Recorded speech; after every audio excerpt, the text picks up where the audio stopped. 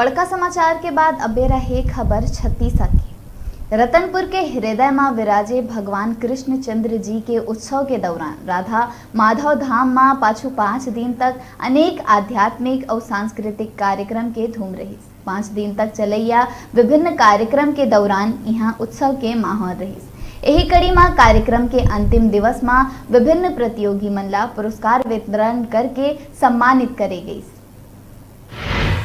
राधा माधव मंदिर में जन्माष्टमी महोत्सव के अंतिम दिवस में छोटे छोटे लइका मन के द्वारा विभिन्न सांस्कृतिक कार्यक्रम के मनमोहक प्रस्तुति देही गई।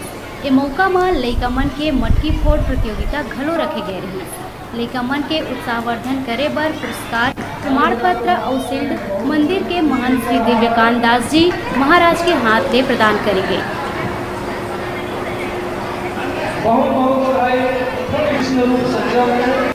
प्राकट्य उत्सव के उपलक्ष्य में श्री राधा माधव मंदिर में 5 दिवसीय कार्यक्रम का आयोजन रखा गया था।